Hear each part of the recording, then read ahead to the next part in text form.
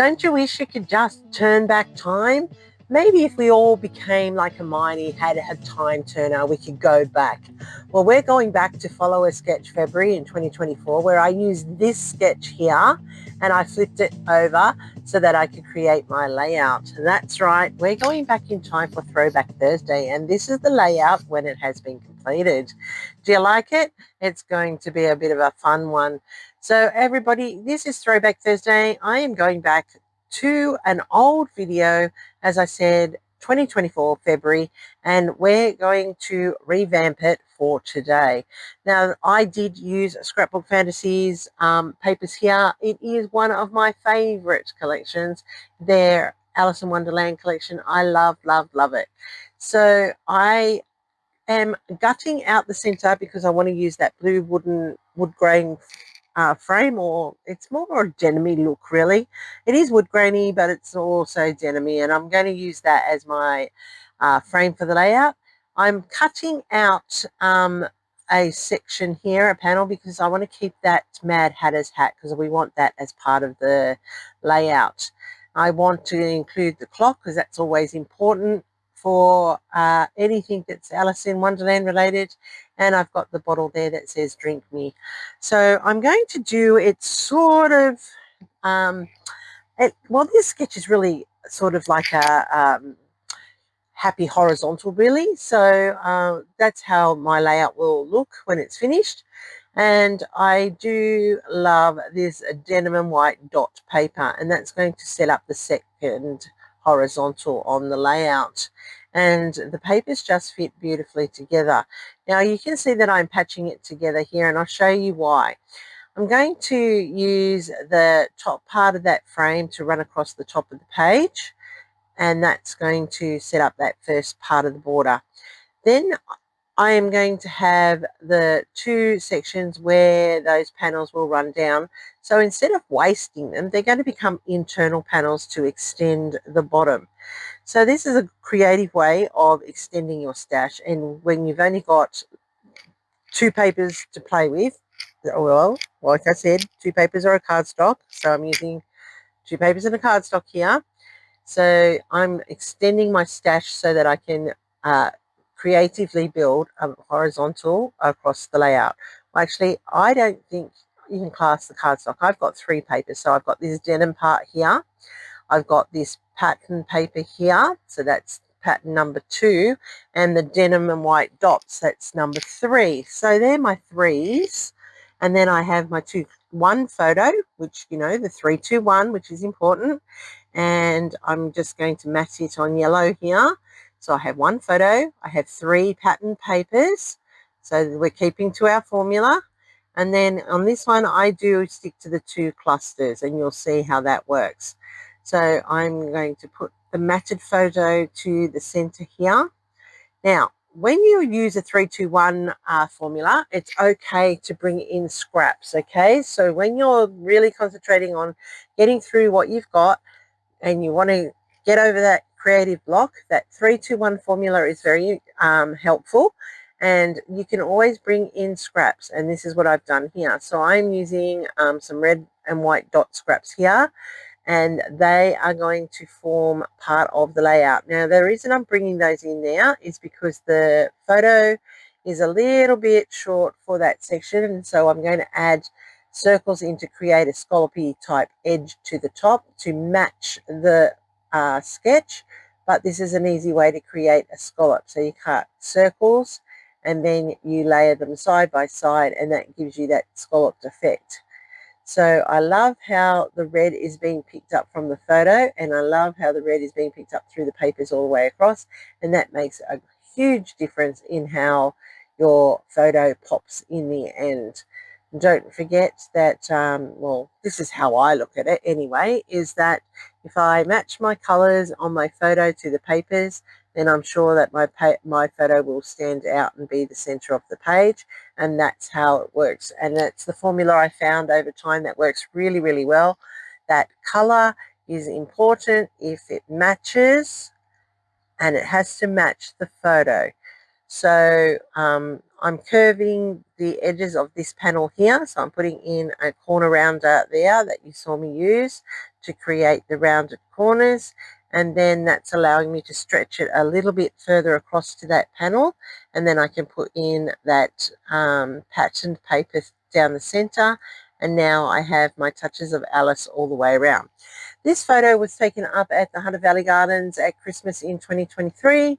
It was a fun night where we were all going through the Christmas lights up there, and there was Alice in Wonderland garden table, and of course I had to go into the don't tell anyone, the roped off area to have this photo. I just couldn't help myself. I just needed to have my photo with the Mad Hatter and Alice. And there's the sketch coming together nicely there that you can see. See the two clusters on that sketch? They're the two clusters we're going to focus on. So that'll give us our number 2 in our 3-2-1 formula. And I'm really happy how this is coming out. Now, I did this a long time ago, like I said, February 2024. It was not viewed very, very much. So hopefully some of you are going to view it now and use it and maybe be inspired by that sketch and this layout. And you will give me a thumbs up and let me know that you really like what I have gone back and revamped for today. So I have my journaling on those strips there, which I'm going to adhere shortly, and then I'm going to colour up my chipboard, which I have gotten from Scrapbook Fantasies through the Tribute of the Month Club, and it says party, and of course it was a tea party with the Mad Hatter. What else would it be? And I've used some distress stain here to ink up or colour up my chipboard. So now that you can see my border in place, you can see where all of the pieces have come together. I'm going to actually add in some splatters just to get that artistic piece and drawing it all together. And I'm using watercolors for this one. So I've gone to my watercolor palette. I've inked up the blue with water and I'm using it to splatter across my layout. I don't tend to use my watercolors to do that so much anymore, which I don't understand why, because it really does make an effect on the page, and it is a different effect to the stains and sprays, and I do like the watercolor on the page. So now you can see the bulk of the structure is done. I'm going to use some foam tape here to pop up my embellishments. So I have the Mad Hatter's hat, and I love, love, love that hat. It's fabulous. Great print there by Alicia. And then I had fussy cut out the drink me bottle off a piece of scrap from that pattern paper.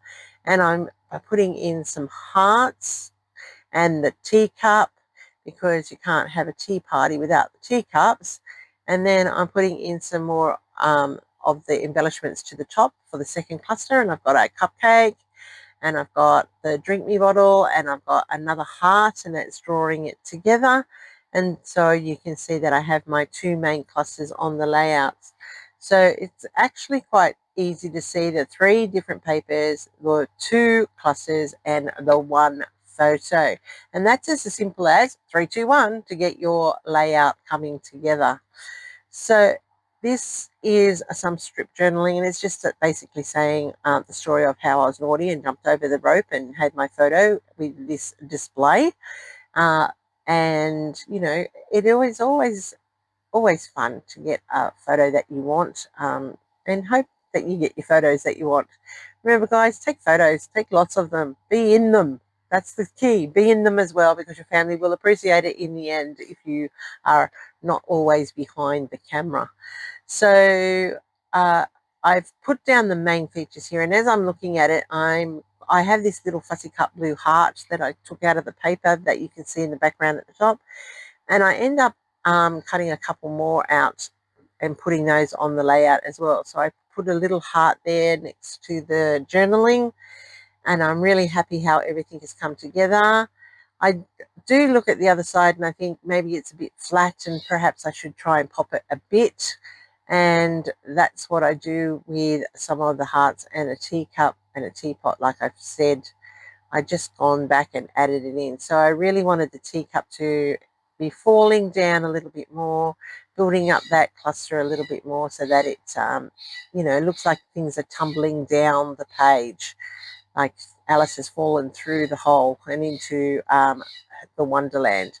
I cut out those extra hearts and added them in around the journaling, and now I'm putting down the title, and that will just pretty much cap off what I'm adding to this layout, and I do like the effect this has had.